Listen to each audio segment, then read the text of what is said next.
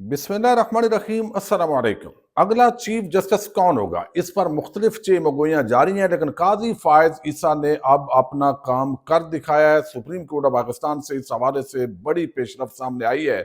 इसकी कुछ तफसील आपके सामने रखनी है। दूसरी तरफ बुशरा बीबी और इमरान खान की तोशाखाना 2 केस की रिहाई के हवाले से आज सलमान सफदर ने जो दलाइल दिए हैं, इस पूरे केस की धज्जियां बखेर कर रख दी हैं। बहुत ही आम दलाइल हैं, ये आपके सामने रखने हैं, चूंकि बहुत सारी ऐसी एक्टिविटीज हो रही हैं कि ये जो केसेस हैं इस पर जो पेशरफ्त हो रही है वो ज्यादा वीडियोज उस पर नहीं आ रही। और ये जो आईनी तरामीम हुई है, बहुत सारे वकला से लोगों से बात हुई है, ये अल्टीमेटली जुमा जुमा 8 दिन की तरामीम है। ये क्यों कि ये अभी मामलात बहुत आगे संगीन होने जा रहे हैं, इस पर भी बात करेंगे। तहरीक इंसाफ के अंदर इस वक्त बड़े इख्तलाफात हैं। एक तो जो पार्लिमानी कमेटी के अंदर शमूलियत के लिए बैरिस्टर अली जफर और बैरिस्टर अली गौहर ये दोनों इस पे कन्विंस थे कि हमें उस कमेटी के अंदर जाना चाहिए जहां पर जजेस की तैनाती, चीफ जस्टिस की तैनाती डिस्कस होनी है। लेकिन जो अक्सरियत थी उन्होंने उल्टा उनकी क्लास भी ली और वहां जाने से मना कर दिया। अब बहुत सारे लोग तनकीद कर रहे हैं कि भाई उनका फैसला दुरुस्त था, जाना चाहिए था। तो तहरीक इंसाफ इस वक्त जो है वो डिवाइड आपको नजर आ रही है, और उसकी बुनियादी वजह एक बड़ा अच्छा टेम्पो बना हुआ था, एक खौफ था, डर था रियासती इदारों को, पाकिस्तान की आवाम का, कि लाखों की हजारों की तादाद के अंदर जो लोग हैं वो डी चौक पहुंचेंगे। इस्लामाबाद, पिंडी और मुख्तलिफ शहरों को सील किया गया। लेकिन गंडापुर साहब ने जब से इस पूरे तहरीक से हवा निकाली है, यानी देखिए हर बंदा एक तरह का प्रेशर बर्दाश्त नहीं कर सकता, और जिस तरह पाकिस्तान के इदारों से इस वक्त खतरात हैं तहरीक इंसाफ को, ये सारी चीजें समझ सकते हैं। वहां पर लंबे अरसे के लिए डी चौक पर जो है वो क्याम भी अगर आप समझते हैं कि नहीं होना चाहिए था, तो बड़ा अच्छा तरीका था कि अली अमीन गंडापुर गायब होने की बजाय वहां पे एक छोटी सी तकरीर करते, कहते कि हम यहाँ पे पहुंच गए हैं, हमने आपकी तमाम रुकावटें तोड़ के पहुंच गए हैं, और अब हम नहीं चाहते कि इदारों से टकराओ, बस हम ये पैगाम देना चाहते हैं कि आप हमें उस आखिरी हद तक लेकर ना जाएं। ये एक पॉलिटिकल तरीका होता है, फेस सेविंग होती है दोनों के लिए। लेकिन इस तरह का जो उन्होंने ब्लंडर किया है, और वहां वो गए, उनको उठा लिया गया और फिर पुरस्कार तरीके से गायब, फिर ये आईनी तरामीम जितना टाइम होती रही वो खामोश रहे। उनकी खामोशी की एक वजह यह भी हो सकती है चूंकि वो डेरा इस्माइल खान से ताल्लुक रखते हैं, और मौलाना फजल रहमान के चूंकि वो एक मुखालफ समझे जाते हैं, तो उनकी गुफ्तगू से चूंकि मुज़ाकरात मौलाना फजल रहमान से हो रहे थे, और इस वजह से शायद उनकी जो बाद लोग समझते हैं कि वो क्यों खामोश रहे, तो खामोशी की एक वजह यह भी हो सकती है कि उनके किसी बयान से फजल रहमान के साथ जो गुफ्तगू है उसके अंदर कोई असर ना हो। यकीनन यही वजह होगी। लेकिन बहरहाल ये मतलब नहीं है कि वो गद्दार हैं, वो मुल्क दुश्मन है। भाई प्रेशर इतना है, ये सारी चीजें हैं, लेकिन उन्होंने तरीकाकार गलत इख्तियार किया, और उसकी वजह से तहरीक इंसाफ को इतना डैमेज किया गया है कि अब वो जो एक आप समझते हैं कि एक जो प्रेशर था, पब्लिक एक जो पब्लिक का खौफ था, अब वो खत्म हो गया। तो अब तहरीक इंसाफ कई मामलात के अंदर कंफ्यूज है, इख्तलाफात हैं। सियासी कमेटी के अंदर भी कोर कमेटी का इजलास भी आज तलब कर लिया गया है। अब ये सारी चीजें जो है वो जो डिस्कशन होगी वो सामने नहीं आएगी, ये भी बहुत बड़े खदशात हैं। तो अल्टीमेटली इन आईनी तरामीम पर तहरीक भी चलेगी, लेकिन वकला की तहरीक पिछले कुछ अरसे से हमने बहुत मरतबा सुना, लेकिन वो कामयाब नहीं हुई, चूंकि बहुत सारे वकला उनको मुख्तलिफ तरीकों से खरीद लिया गया है। यानी खरीदने का मतलब ये नहीं होता कि लाजमी कैश देनी है, कोई ना कोई ऐसे मफाद, ऐसे फवायद जो है वो दिए गए हैं मुबैना तौर पे कि वो जो है उस तरह तहरीक बपा नहीं हो सकी। बुजुर्ग चंद वकला हैं, हामिद खान, इस तरह के लोग, लेकिन वो जो एक प्रेशर है उसके अंदर वो निकल नहीं पा रहे। और फिर अभी हामिद खान अचानक इस तरह एक्टिव हुए हैं, हालांकि ये चोरी डकैती तो पहले ही डाली जा रही थी, 2-4 महीने पहले से। आप इस तरह क्यों नहीं हुए जब इमरान खान कह रहा था? तो अभी चूंकि 31 अक्टूबर को सुप्रीम कोर्ट बार एसोसिएशन के इलेक्शन हैं, इलेक्शन के अंदर अगर अहमद खान ग्रुप जीत जाता है तो ये बड़ी कामयाबी होगी, लेकिन अगर हार जाता है तो फिर ये सारी वकला तहरीक जबरदस्त हो जाएगी। ये आप एक तो जेन के अंदर डाल लें। लेकिन बहरहाल ये आईनी मामलात, अदलिया को जो कंप्रोमाइज किया गया है, تو یہ کیا پارلیمنٹ کا اب یہ سوال ڈسکس ہو رہا ہے کہ کیا پارلیمنٹ اگر کل کو کہہ دے کہ بھائی ہم نے ہمیشہ حکومت یہاں پہ کرنی ہے تو کیا ان کو یہ اختیار مل سکتا ہے؟ تو اتنے اختیارات پارلیمنٹ کے نہیں ہیں کہ آپ جو فنڈامنٹل پرنسپلز ہیں ان کو توڑ دیں۔ اب عدلیہ کی آزادی یہ ایک بنیادی اصول ہے، اگر وہ کمپرومائز ہوگا تو اس بنیاد پہ یہ آئینی ترامیم پر براہ راست ایک بہت بڑا آئین پہ حملہ ہے، تو یہ اڑنا ہے۔ اگر کوئی بھی آئین پسند، کوئی بھی باضمیر جج، اگر ججز نے آپس میں بے ضمیری نہ کی، یعنی سپریم کورٹ کے اندر بیٹھے ہوئے، تو پھر یہ آئینی ترامیم نہیں ٹک پائیں گے، لہذا اتنی پریشانی کی بات نہیں ہے، جد و جہد یقیناً کرنی پڑے گی۔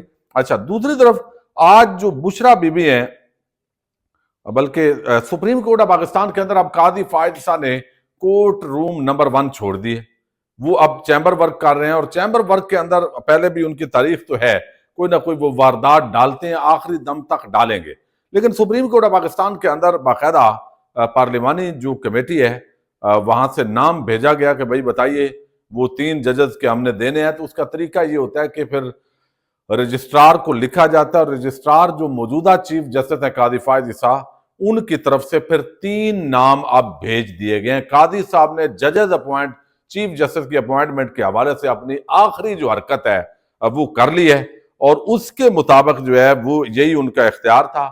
3 نام بھیج دیے گئے ہیں، جس میں جسٹس منصور علی شاہ، جسٹس منیب اختر، جسٹس یحییٰ آفریدی۔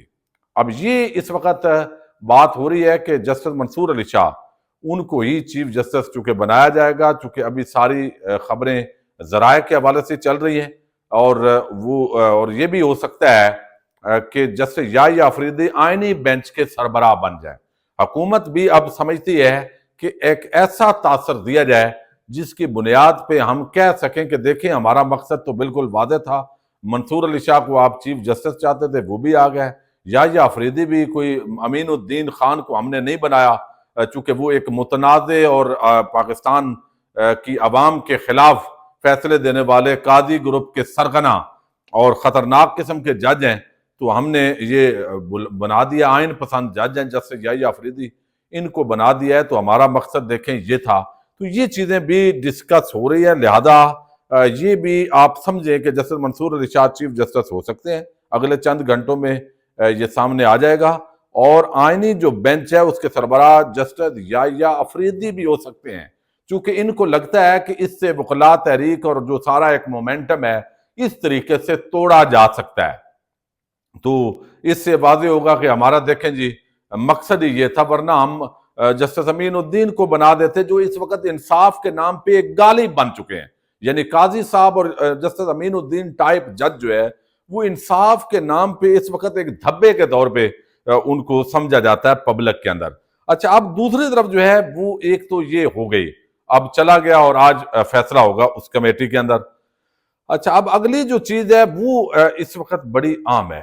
اب دیکھیں اس سارے معاملے کے اندر جو سہولت کاری ہوئی ہے نا، مخصوص نشستوں کے فیصلوں پر عمل درآمد روکا گیا، پریکٹس اینڈ پروسیجر ایکٹ تبدیل کر کے بینچ فکسنگ کی گئی، مرضی کا بینچ بنا کر لوٹا کریسی کے حق میں فیصلہ دیا گیا، لوٹوں کی مدد کے ساتھ آئینی ترامیم منظور کر کے عدلیہ کی آزادی کو سلب کر دیا گیا۔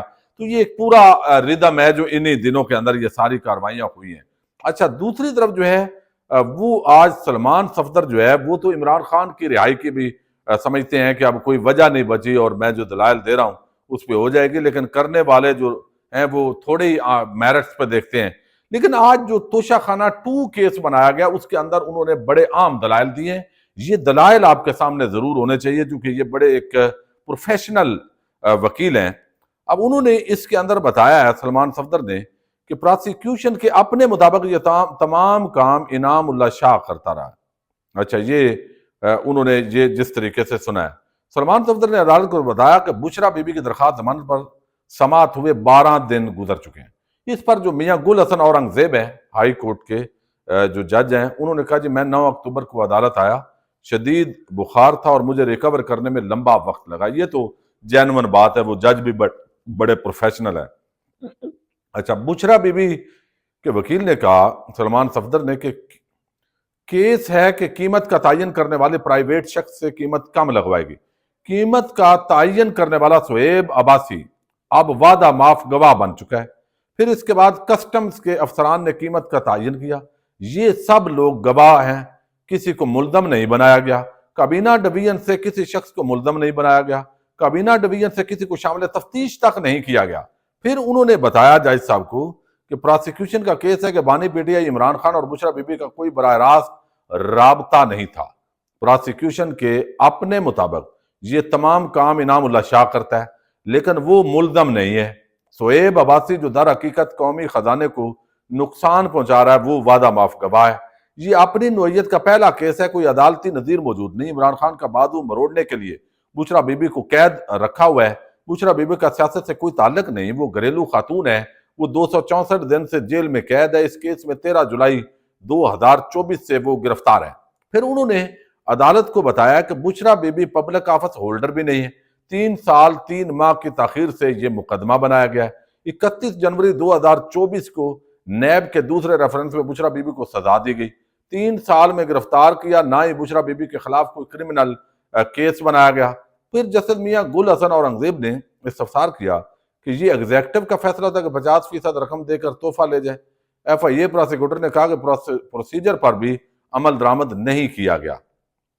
تو اب پراسیکیوشن نے آج یہ ہو جانے تھے دلائل، لیکن ان کو کل موقع دیا گیا، دلائل دیں گے. اور الٹیمیٹلی اس کیس کے اندر اگر کوئی نئے مقدمے میں گرفتار نہ کیا گیا، چونکہ تاثر اس وقت یہ دیا جا رہا ہے کہ عمران خان، اس کا سارا خاندان اس کو اندر کرنا ہے. کیوں یہ جرت کیوں ہوئی ہے؟ اس لیے کہ جو ایک مومنٹم بنا ہوا تھا پبلک کا، اس کو گنڈا پور صاحب نے مہربانی کر کے وہ توڑ دیا ہے. اور اب اس کو دوبارہ بنانے میں، تنظیمی طور پہ منظم ہونے میں، لوگوں کو وہ کرنے کے اندر تھوڑا ٹائم لگے گا. لیکن یہ اندھیری رات ہے، بالآخر ختم ہونی ہے. اور یہ جو ہے وہ اب کل، چونکہ ایف آئی اے نے مخالفت کی کہ ضمانت نہیں ہونی چاہیے، تو اب وہ کل ان کا پراسیکیوٹر اور وکیل دلائل دیں گے اور الٹیمیٹلی کل یہ فیصلہ سنا دیا جائے گا. اور امید یہ ہے جو یہ تاخیری عربے اور ساری چیزوں کو ملا کے بشرا بی بی کو اس کیس کے اندر ضمانت جو ہے وہ مل جائے گی. پاکستان زندہ باد.